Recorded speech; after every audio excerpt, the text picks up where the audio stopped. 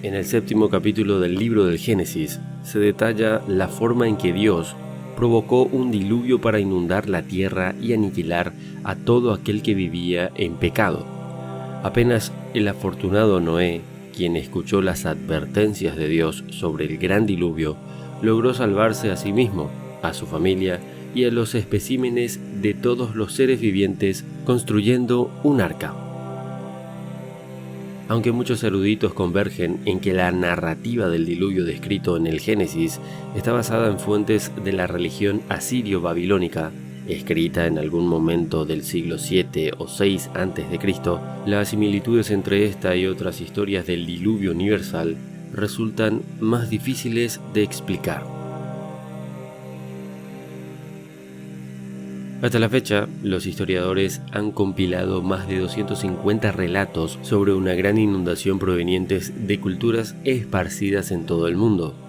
Usualmente enviado por una deidad o grupo de deidades, el diluvio universal fue descrito como un acto de retribución divina por el mal comportamiento de la humanidad.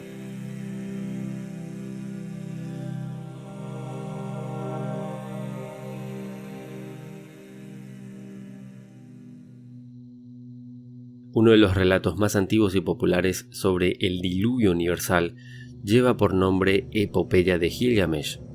En este poema se detalla las legendarias hazañas del semidios Gilgamesh, un personaje que, si existió, probablemente fue un rey sumerio que gobernó en algún punto entre el 2800 y el 2500 a.C. En la etapa final del viaje hacia la divinidad, Gilgamesh conoció a Utnapishtim, un sabio que logró sobrevivir a una inundación inconcebible. De hecho, el dios de los mares o el agua, Enki, había encomendado a Utnapishtim construir una gran embarcación donde él y su familia, acompañados por algunos artesanos de su aldea, crías de animales y granos, sobrevivirían al cataclismo en forma de diluvio. Tras 12 días navegando, Utnapishtim abrió la escotilla de la embarcación para observar el mundo y vio las laderas de los montes Nisir, donde atracó su barco.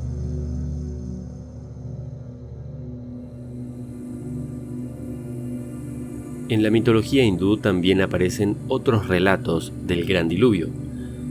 Cuentan que Vishnu se manifestó en la forma de su avatar Matsya, dios pez, para advertir al primer hombre llamado Manu sobre la llegada de una gran inundación que sería catastrófica. Vishnu también ordenó a Manu recolectar todos los granos del mundo y construir una embarcación gigante.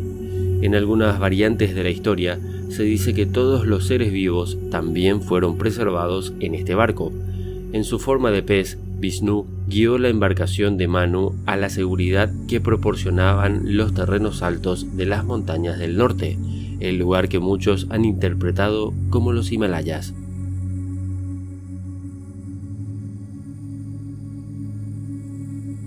En el folclore celta también aparece una historia similar. En este caso, el cielo y la tierra son descritos como dos gigantes. Se decía que el cielo yacía sobre la tierra sumiendo a los pueblos en la oscuridad. Ante el descontento por esta situación, un grupo de hermanos decidió cortar el cielo en muchos pedazos.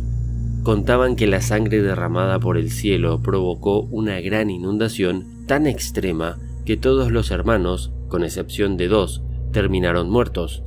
Ese par que sobrevivió al gran diluvio lo hizo por la benevolencia de un titán, quien les entregó una embarcación.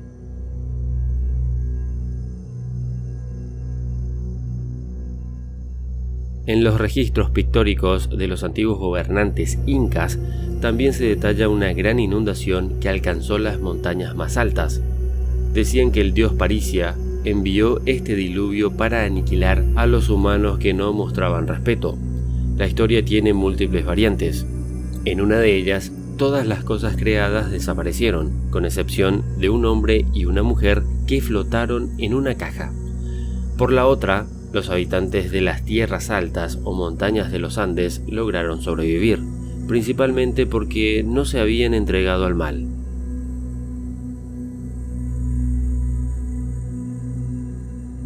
En la mitología griega, Zeus apareció tan furioso por las constantes guerras entre la raza de bronce que desata una gran inundación como castigo. A sabiendas de que este diluvio aniquilaría a la humanidad, el titán Prometeo reveló su secreto a su hijo terrenal, Deucalión, y le aconsejó construir un arca. Tras 9 días, el agua empezó a descender y el arca atracó en el monte Parnaso.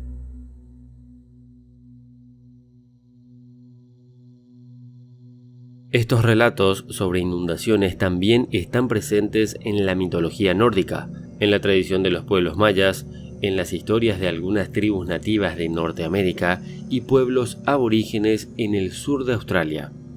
Sorpresivamente, estas narraciones sobre un gran diluvio a menudo funcionan como un marcador en la historia de las civilizaciones que las escribieron.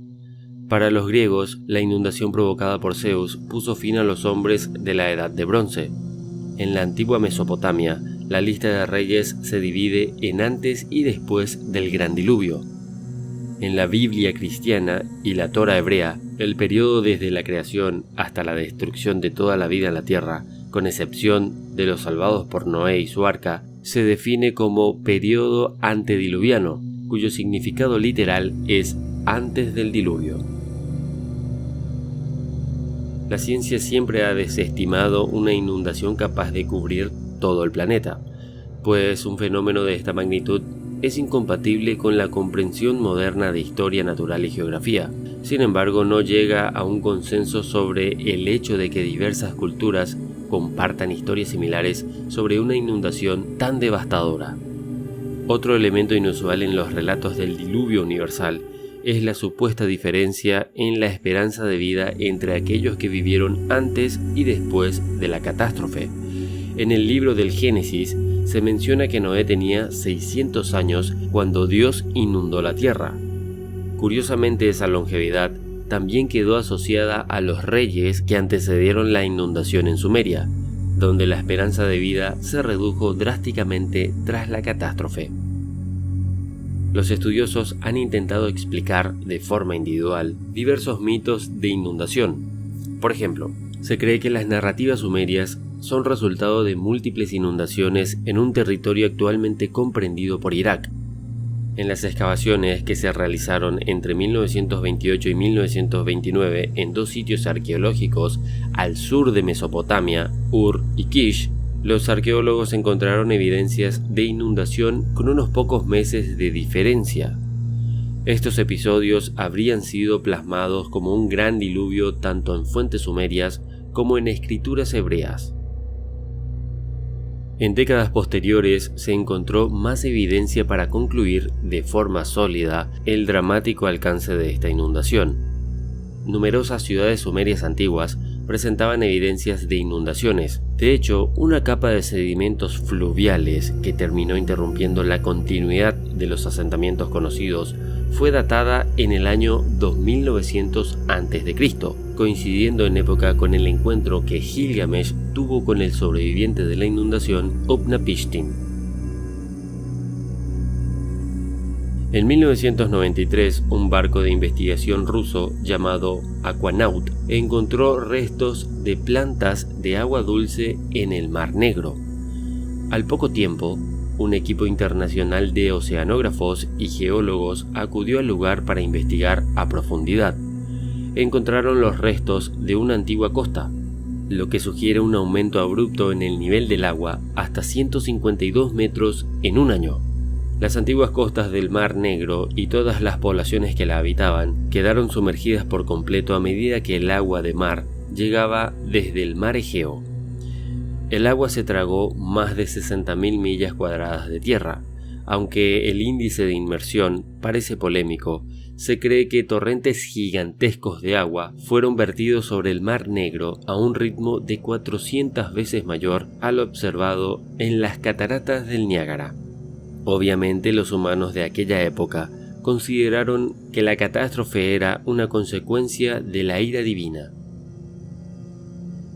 La datación por radiocarbono de la transición del Mar Negro de agua dulce a microorganismos marinos ubica el momento en este evento hace aproximadamente 7.500 a 5.500 años.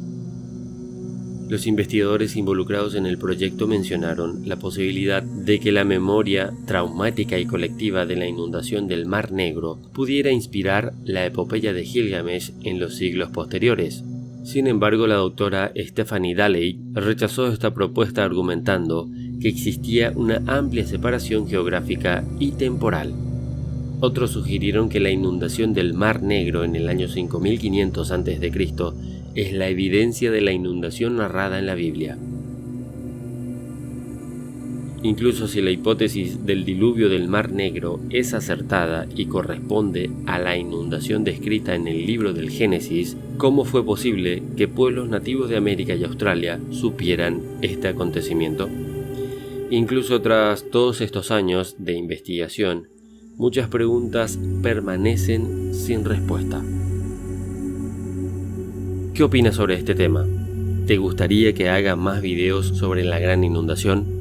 En los comentarios leeré tu respuesta. Muchas gracias y hasta pronto.